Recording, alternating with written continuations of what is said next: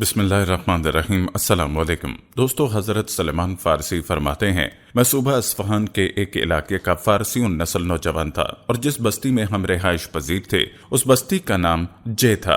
میرا باپ اس بستی کا سردار تھا۔ میرا باپ اس بستی کا سب سے مالدار اور روبدار شخص تھا اور مجھ سے بے حد محبت کرتا تھا۔ جس دن میں پیدا ہوا تھا اس دن سے اس نے مجھ کو دنیا کی ہر چیز سے زیادہ عزیز رکھا تھا۔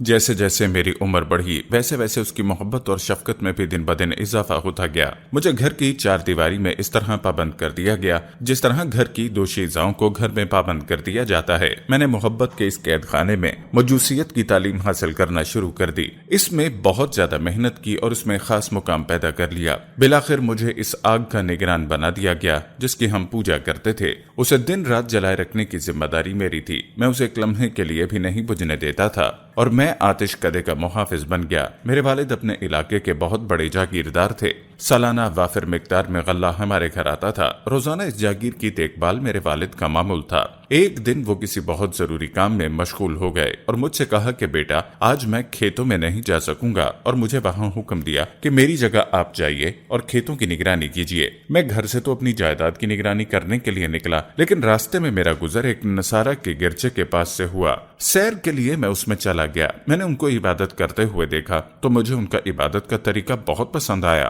اور میں اس دین کو بہت پسند کرنے لگا اور شام تک وہیں رہا۔ میں نے ان سے دریافت کیا کہ اس دین کا مرکز کہاں ہے۔ انہوں نے کہا کہ ملک شام۔ رات کو میں گھر لوٹا تو گھر والوں نے دریافت کیا کہ سارا دن تم کہاں تھے۔ میں نے سارا قصہ سنایا تو میرے باپ نے کہا بیٹا وہ دین اچھا نہیں ہے، تیرا اور تیرے بڑوں کا جو دین ہے وہی بہتر ہے۔ میں نے کہا ہرگز نہیں، وہی دین بہتر ہے۔ باپ کو میری جانب سے خدشہ ہوا کہ کہیں چلا نہ جائے، اس لیے اس نے میرے پیر میں ایک بیڑی ڈال دی اور مجھے گھر ہی میں قید کر دیا۔ اور میں نے ان عیسائیوں سے کہلا بھیجا کہ جب ملک شام سے سوداگر آئیں جو اکثر آتے تھے تو مجھے اطلاع کرنا۔ چنانچہ کچھ سوداگر آئے اور ان عیسائیوں نے مجھے اطلاع دی۔ جب وہ سوداگر واپس جانے لگے تو میں نے اپنے پاؤں کی بیڑی کاٹ دی اور بھاگ کر ان کے ساتھ ملک شام چلا گیا۔ وہاں پہنچ کر میں نے تحقیق کی کہ اس مذہب کا سب سے زیادہ ماہر کون شخص ہے۔ لوگوں نے بتایا کہ گرجے میں فلاں بشپ ہے۔ میں اس کے پاس گیا اور اس سے کہا مجھے تمہارے دین میں داخل ہونے کی رغبت ہے اور میں تمہاری خدمت میں رہنا چاہتا ہوں۔ اس نے منظور کر لیا۔ میں اس کے پاس رہنے لگا، لیکن وہ کچھ اچھا آدمی نہ نکلا۔ لوگوں کو صدقے کی ترغیب دیتا اور جو کچھ جمع ہوتا اس کو اپنے خزانے میں رکھ لیتا اور غریبوں کو کچھ نہ دیتا۔ کچھ مدت بعد وہ مر گیا اور اس کی جگہ دوسرے شخص کو بٹھایا گیا۔ وہ اس سے بہتر اور دنیا سے بے رغبت تھا۔ میں اس کی خدمت میں رہنے لگا اور مجھے اس سے محبت ہو گئی۔ بالآخر وہ بھی مرنے لگا تو میں نے اس سے کہا کہ مجھے کسی کے پاس رہنے کی وصیت کر دو۔ اس نے کہا کہ میرے طریقے پر صرف ایک شخص اس دنیا میں ہے، وہ موصل میں رہتا ہے، تم اس کے پاس چلے جانا۔ دوستو، حضرت سلیمان فارسی فرماتے ہیں میں اس کے مرنے کے بعد موصل چلا گیا اور اس سے جا کر اپنا قصہ سنایا۔ اس نے اپنی خدمت میں رکھ لیا۔ وہ بہترین آدمی تھا۔ آخر اس کی بھی وفات ہونے لگی تو میں نے اس سے پوچھا کہ اب میں کہاں جاؤں۔ اس نے کہا فلاں آدمی کے پاس نصیبین میں چلا جانا۔ میں ان کے پاس گیا اور اسے اپنا قصہ سنایا۔ اس نے مجھے اپنے پاس رکھ لیا۔ وہ بھی اچھا آدمی تھا۔ جب مرنے کا وقت آیا تو میں نے اس سے پوچھا کہ اب میں کہاں جاؤں۔ اس نے کہا غموریہ میں فلاں شخص کے پاس چلے جانا۔ میں وہاں چلا گیا اور اس کے پاس اسی طرح رہنے لگا۔ وہاں میں نے کچھ کام دھندا بھی کیا جس سے میرے پاس کچھ گائے اور چند بکریاں جمع ہو گئیں۔ جب اس کی وفات کا وقت آیا تو میں نے اس سے پوچھا کہ اب میں کہاں جاؤں۔ اس نے کہا خدا کی قسم اب اس دنیا میں کوئی شخص اس طریقے کا جس پر ہم لوگ ہیں عالم نہیں رہا، البتہ نبی آخر الزماں کے پیدا ہونے کا زمانہ قریب ہے جو دین ابراہیمی پر ہوں گے اور عرب میں پیدا ہوں گے، اور ان کی ہجرت کی زمین ایسی جگہ ہے جہاں کھجوروں کی پیداوار بکثرت ہے اور اس کے دونوں جانب کنکریلی زمین ہے، اور ہدیہ نوش فرمائیں گے اور صدقہ نہیں کھائیں گے، اور ان کے دونوں شانوں کے درمیان مہر نبوت ہوگی۔ اگر تجھ سے ہو سکے تو اس سرزمین پر پہنچ جانا۔ ان کے انتقال کے بعد قبیلہ بنو قلب کے چند تاجروں کا وہاں گزر ہوا۔ میں نے ان سے کہا اگر تم مجھے اپنے ساتھ عرب لے چلو تو اس کے بدلے یہ گائے اور بکریاں تمہاری نظر ہیں۔ انہوں نے قبول کر لیا اور مجھے وادی قرا لے آئے، یعنی مکہ مکرمہ، اور وہ گائے بکریاں میں نے ان کو دے دیں۔ لیکن انہوں نے مجھ پر یہ ظلم کیا کہ مجھے مکہ مکرمہ میں اپنا غلام ظاہر کیا اور مجھے بیچ دیا۔ بنو قرینہ کے ایک یہودی نے مجھے خرید لیا اور مجھے اپنے ساتھ اپنے وطن مدینہ لے آیا۔ مدینہ طیبہ کو دیکھتے ہی میں نے ان علامات کو جو مجھے غموریہ کے ساتھی یعنی پادری نے بتائی تھی پہچان لیا کہ یہ وہی جگہ ہے۔ میں وہاں رہتا رہا۔ اتنے میں نبی کریم صلی اللہ علیہ وسلم مکے سے ہجرت فرما کر مدینہ طیبہ تشریف لائے۔ حضور اس وقت تک قباء ہی میں تشریف فرما تھے۔ میں نے حضور کی خبر سن کر جو کچھ میرے پاس تھا لے جا کر آپ کی خدمت میں پیش کیا اور عرض کیا یہ صدقے کا مال ہے، تو حضور نے خود تناول نہیں فرمایا بلکہ صحابہ کرام سے ارشاد فرمایا کہ تم کھا لو۔ میں نے اپنے دل میں کہا ایک علامت تو پوری نکلی، پھر میں مدینہ واپس آ گیا، پھر کچھ اور مال جمع کیا، اور اس دوران نبی کریم بھی مدینہ طیبہ میں تشریف فرما تھے۔ میں نے اس میں سے تناول فرمایا۔ میں نے اپنے دل میں کہا یہ دوسری علامت بھی پوری ہوئی۔ اس کے بعد ایک اور مرتبہ حاضر خدمت ہوا۔ اس مرتبہ حضور ایک صحابی کے جنازے میں شرکت کی وجہ سے جنت البقیع میں تشریف فرما تھے۔ میں نے آپ کو سلام کیا اور پشت کی جانب گھومنے لگا۔ آپ سمجھ گئے اور اپنی چادر مبارک کمر سے ہٹا دی۔ میں نے مہر نبوت کو دیکھا، میں جوش میں اس پر جھک گیا، اس کو چوم رہا تھا اور رو رہا تھا۔ حضور نے ارشاد فرمایا سامنے آؤ۔ میں سامنے حاضر ہوا اور حاضر ہو کر سارا قصہ سنایا۔ اس کے بعد میں اپنی غلامی کے مشاغل میں پھنسا رہا۔ ایک مرتبہ حضور نے فرمایا تم اپنے آقا سے مکاتبت کا معاملہ کر لو۔ میں نے اس سے معاملہ کر لیا اور اس نے 2 چیزیں بدلے کتابت قرار دیں۔ اول یہ کہ 40 اوقیہ نقد سونا، اور دوم یہ کہ 300 درخت کھجور کے لگاؤں اور ان کو پرورش کروں یہاں تک کہ کھانے کے قابل ہو جائیں۔ چنانچہ حضور صلی اللہ علیہ وسلم نے اپنے دستے مبارک سے لگائے، اور حضور کا یہ معجزہ تھا کہ تمام درخت اسی سال پھل لے آئے مگر ایک درخت نہ پھلا۔ تحقیق سے معلوم ہوا کہ وہ درخت کسی اور کے ہاتھ سے لگایا ہوا تھا، حضور صلی اللہ علیہ وسلم کے دستے مبارک کا نہ تھا۔ چنانچہ حضور نے اسے نکالا اور اسے اپنے دستے مبارک سے لگایا، اور حضور کا دوسرا معجزہ یہ ہوا کہ بے موسم درخت لگایا اور اسی سال وہ درخت پھل بھی لے آیا۔ اور حضرت سلیمان فارسی نے ان درختوں کی خبر گیری کی اور اتفاقاً حضور کے پاس کہیں سے سونا آ گیا۔ حضور نے حضرت سلیمان فارسی کو مرحمت فرما دیا اور فرمایا اس کو لے جا کر اپنے بدلہ کتابت میں دے دو۔ انہوں نے عرض کی کہ حضور یہ کیا کافی ہوگا؟ وہ بہت زیادہ مقدار ہے۔ حضور نے ارشاد فرمایا حق تعالی شانہ اسی سے بعید نہیں کہ اسی پر پورا فرما دے۔ چنانچہ میں لے گیا اور اس میں وزن کر کے 40 اوقیہ سونا تول دیا۔ پیارے دوستو، یوں آپ نے سلمان فارسی کے بدلے کتابت اپنی جانب سے ادا کیا اور ان کو آزاد کیا، اور سلیمان فارسی جس حق کی تلاش میں اپنے گھر سے نکلے تھے آج وہ تلاش مکمل ہوئی اور انہوں نے حق کو پہچانا اور پختہ یقین کے ساتھ ایمان لے آئے۔ حضرت سلیمان فارسی کہتے ہیں میں 10 سے بھی زیادہ آقاؤں کی غلامی میں رہا۔ پیارے دوستو، یہ تھا سفر حضرت سلیمان فارسی کے اسلام لانے کا۔ اب بات کرتے ہیں آپ رضی اللہ تعالیٰ عنہ کے فضل و کمال کی۔ کہا جاتا ہے کہ حضرت سلیمان فارسی رضی اللہ تعالیٰ عنہ کے دن کا بڑا حصہ رسول اللہ کی صحبت میں گزرتا تھا، اسی لیے آپ علوم و معارف نبوی صلی اللہ علیہ وسلم سے کافی بہرور ہوئے۔ حضرت علی سے آپ کے مبلغ علم کے متعلق پوچھا گیا تو فرمایا ان کو علم اول اور علم آخر سب کا علم تھا، اور وہ خود ایسا دریا تھے جو پایابی سے نہ آشنا رہا، وہ ہمارے اہل بیت میں تھے۔ دوسری روایت میں ہے کہ آپ نے فرمایا وہ علم و حکمت میں لقمان حکیم کے برابر تھے۔ علم اول سے مراد کتب سابقہ کا علم، اور علم آخر سے مقصود آخری کتاب الہی یعنی قرآن کا علم ہے، اور اہل بیت سے ہونا آپ صلی اللہ علیہ وسلم سے قربت کی بنا پر، اور اسی لیے کہ عربوں میں ان کا کوئی خاندان نہ تھا، آپ نے ان کو یہ شرف بخشا کہ اعزازاً اپنے اہل بیت میں داخل کر لیا۔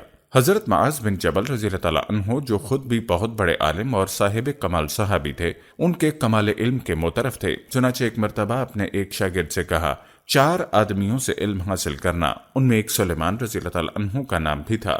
کہتے ہیں کہ ایک موقع پر خود زبان نبوت نے ان کے علم و فضل کی ان الفاظ میں تصدیق کی کہ سلیمان رضی اللہ تعالیٰ عنہ علم سے لبریز ہیں۔ کہا جاتا ہے کہ حضرت حذیفہ رضی اللہ تعالیٰ عنہ مدائن میں لوگوں سے ایسے بیان کرتے تھے جو آپ صلی اللہ علیہ وسلم نے غصے کی حالت میں کسی سے فرمائی تھیں۔ لوگ اس کی تصدیق کے لیے حضرت سلیمان رضی اللہ تعالیٰ عنہ کے پاس آئے۔ آپ نے صرف اس قدر جواب دیا کہ حذیفہ اللہ خود زیادہ اچھا جانتے ہیں۔ لوگوں نے حضرت حذیفہ رضی اللہ تعالیٰ عنہ سے آ کر کہا کہ ہم نے آپ کی بیان کردہ حدیث سلیمان رضی اللہ تعالیٰ عنہ کو سنائی، وہ اس کی تصدیق کرتے ہیں اور نہ تردید۔ حضرت حذیفہ نے آ کر سلیمان رضی اللہ تعالیٰ عنہ سے کہا جو کچھ تم نے آپ صلی اللہ علیہ وسلم سے سنا اس کی تصدیق کیوں نہیں کرتے؟ فرمایا بعض اوقات آپ صلی اللہ علیہ وسلم لوگوں کو کچھ غصے میں کہہ دیتے تھے اور بعض اوقات خوش ہو کر کچھ فرما دیتے تھے۔ معلوم ہوتا ہے کہ تم اس قسم کی باتوں کو بیان کر کے کسی کو کسی کا دوست اور کسی کو کسی کا دشمن بنا دو گے۔ کیا تمہیں معلوم نہیں کہ آپ صلی اللہ علیہ وسلم فرمایا کرتے تھے کہ خداوند غصے کی حالت میں اگر کسی کے متعلق کوئی برا کلمہ نکل جائے تو اس کو بھی اس کے حق میں خیر کر دینا۔ پھر ان سے کہا کہ تم اس قسم کی باتوں سے باز آؤ، نہیں تو میں عمر رضی اللہ تعالیٰ عنہ کو آگاہ کر دوں گا۔ پیارے دوستو، چونکہ سلیمان فارسی رضی اللہ تعالیٰ عنہ اسلام کے قبل عرصہ تک نصرانی رہ چکے تھے، اس لیے عیسائی مذہب کے متعلق بھی کافی معلومات رکھتے تھے۔ حضرت ابو ہریرہ رضی اللہ تعالیٰ عنہ فرماتے تھے کہ سلیمان رضی اللہ تعالیٰ عنہ 2 کتابوں کا علم رکھتے تھے، کتاب اللہ کا اور انجیل کا۔ مذہب عیسوی کے مسائل محض پادریوں کی زبانی نہیں سنے تھے، بلکہ خود انجیل کا مطالعہ کیا تھا۔ چنانچہ ایک مرتبہ آپ صلی اللہ علیہ وسلم سے عرض کیا کہ میں نے تورات میں دیکھا ہے کہ کھانے کے بعد وضو کرنے سے برکت ہوتی ہے۔ پیارے دوستو، یاد رہے کہ حضرت سلیمان فارسی رضی اللہ تعالیٰ عنہ میں مذہبی جذبے کی شدت فطری تھی۔ جس طرح آتش پرستی کے زمانے میں سخت آتش پرست اور نصرانیت کے زمانے میں سخت عابد و زاہد نصرانی تھے، اسی طرح مشرف با اسلام ہونے کے بعد اسلام کا مکمل ترین نمونہ بن گئے، اور ان کے اصل فضل و کمال کا میدان یہی ہے۔ بات کی جائے آپ رضی اللہ تعالیٰ عنہ کی زہد و تقوی کی، تو ان کا زہد و تقوی اس حد تک پہنچ گیا تھا جس کے بعد رحمانیت کی حد شروع ہو جاتی ہے۔ اس کی ادنا مثال یہ ہے کہ عمر بھر گھر نہیں بنایا جہاں کہیں دیوار یا درخت کا سایہ ملتا، پڑے رہتے۔ ایک شخص نے اجازت چاہی کہ میں آپ کے لیے مکان بنا دوں، فرمایا مجھ کو اس کی حاجت نہیں۔ وہ پیہم اصرار کرتا رہا، یہ برابر انکار کرتے رہے۔ آخر میں اس نے کہا آپ کی مرضی کے مطابق بناؤں گا۔ فرمایا وہ کیسا؟ عرض کیا اتنا مختصر کہ کھڑے ہوں تو سر چھت سے مل جائے، اور اگر لیٹیں تو پیر دیواروں سے لگیں۔ فرمایا خیر، اس میں کوئی مذائقہ نہیں۔ چنانچہ اس نے ایک جھونپڑی بنا دی۔ اس زہد کا اثر زندگی کے ہر شعبے میں نمایاں تھا۔ دنیاوی مال و متاع کو کبھی پاس نہ آنے دیا۔ وفات کے وقت گھر کا پورا اثاثہ 20-22 درہم سے زیادہ نہ تھا۔ بستر میں معمولی سا بچھونا تھا اور 2 اینٹیں جن کا تکیہ بناتے تھے۔ اس پر بھی روتے، اور آپ فرماتے کہ آپ صلی اللہ علیہ وسلم نے فرمایا انسان کا ساز و سامان ایک مسافر سے زیادہ نہ ہونا چاہیے، اور میرا یہ حال ہے۔ یہ حالت زندگی کے ہر دور میں قائم رہی۔ جب امارت کے عہدے پر ممتاز تھے اس وقت بھی کوئی فرق نہ آیا۔ حسن بیان کرتے ہیں کہ سلیمان رضی اللہ تعالیٰ عنہ جب 5000 تنخواہ پاتے تھے اور 30,000 نفوس پر حکومت کرتے تھے، اس وقت بھی صرف ان کے پاس ایک قبہ تھی جس میں لکڑیاں جمع کرتے تھے، اس کا آدھا حصہ بچھاتے اور آدھا اوڑھتے تھے۔ زہد و تقوی کا یہ حال تھا کہ خادم کو گوشت کی بوٹیاں کن کر دیا کرتے کہ مبادا اس کی طرف سے کوئی بدگمانی نہ پیدا ہو۔ پیارے دوستوں، کہا جاتا ہے کہ حضرت سلیمان فارسی رضی اللہ تعالیٰ عنہ کی تصویر حیات میں تکلف کے آب و رنگ کی بجائے سادگی بہت غالب تھی، جو ہر زمانے میں یکساں قائم رہی۔ مدائن کے امارت کے زمانے میں جبکہ شان و شوکت اور خدم و خشم وغیرہ تمام لوازم ان کے لیے مہیا ہو سکتے تھے، اس وقت بھی ان کی سادگی میں کوئی فرق نہیں آیا۔ لباس میں ایک عبا اور معمولی سا جانگیا اور ایک اونچا پاجامہ ہوتا۔ چونکہ ان کے سر کے بال گھنے اور کان لمبے تھے، اس لیے اس ایرانی ہیبت کو دیکھ کر لوگ گرگ آمد کہتے۔ ایک مرتبہ اسی امارت کے زمانے میں اس شان و شوکت سے نکلے کہ سواری میں بلا زین کا گدھا تھا، لباس میں ایک تنگ اور چھوٹی قمیض جو سواری پر سے کسی وجہ سے اٹھ گئی تھی، جس سے گھٹنے بھی نہ چپتے تھے، ٹانگیں کھلی ہوئیں۔ لڑکے اس ہیبت قضائی کو دیکھ کر ان کے پیچھے لگ گئے۔ لوگوں نے یہ طوفان بدتمیزی دیکھا تو ڈانٹ کر ان کو ہٹایا کہ امیر کا پیچھا کیوں کرتے ہو۔ ایک دستہ فوج کی سرداری سپرد ہوئی۔ فوجی عمارت کی شان و شوکت کا تو کیا ذکر، یہاں معمولی سپاہی کی بھی وجہ نہ تھی۔ چنانچہ فوجی نوجوان دیکھ کر ہنستے اور کہتے یہی امیر ہے۔ حضرت ابو درداء رضی اللہ تعالیٰ عنہ کی والدہ فرماتی کہ حضرت سلیمان فارسی رضی اللہ تعالیٰ عنہ ایک مرتبہ مدائن سے شام آئے۔ اس وقت وہاں کے گورنر تھے، مگر اپنی سادگی کی وجہ سے معمولی لباس اور ابتر حالت میں تھے۔ ان سے کہا گیا کہ آپ نے اپنے آپ کو اس قدر ابتر کیوں بنا رکھا ہے؟ آپ نے فرمایا آرام اور راحت تو صرف آخرت کے لیے ہے۔ ابو قلابہ راوی لکھتے ہیں کہ ایک شخص حضرت سلیمان فارسی رضی اللہ تعالیٰ عنہ کے ہاں گیا، دیکھا تو بیٹھے آٹا گوندھ رہے ہیں۔ پوچھا خادم کہاں ہے؟ کہا کام سے بھیجا ہے۔ مجھ کو یہ اچھا معلوم نہیں ہوتا کہ دو کاموں کا بھار اس پر ڈالوں۔ اس غیر معمولی سادگی کی وجہ سے لوگوں کو ان پر اکثر مزدور کا دھوکہ ہو جایا کرتا۔ ایک مرتبہ ایک ابسی نے جانور کے لیے چارہ خریدا۔ حضرت سلیمان فارسی رضی اللہ تعالیٰ عنہ کھڑے تھے، ان سے کہا کہ ان کو گھر تک پہنچا دو۔ وہ اٹھا کر لے چلے۔ راستے میں لوگوں نے دیکھا تو کہنے لگے لائیے ہم پہنچا دیں۔ یہ حال دیکھ کر ابسی نے لوگوں سے پوچھا یہ کون ہے؟ لوگوں نے کہا آپ صلی اللہ علیہ وسلم کے صحابی ہیں۔ وہ سن کر بہت نادم ہوا اور کہا آپ تکلیف نہ کیجیے۔ آپ نے فرمایا اس میں مجھے نیت کا ثواب ملتا ہے، اب میں اس بوجھ کو بغیر پہنچائے ہوئے نیچے نہیں رکھ سکتا۔ اللہ اکبر کبیرہ۔ دوستو، یہ تھی شان اصحاب رسول کی کہ اس قدر سادگی، اور ایک ہم ہیں کہ دنیا کی محبت اور شان و شوکت میں اس بات کا خیال بھی نہیں کہ ہمارا لباس آیا سنت کے مطابق بھی ہے یا نہیں۔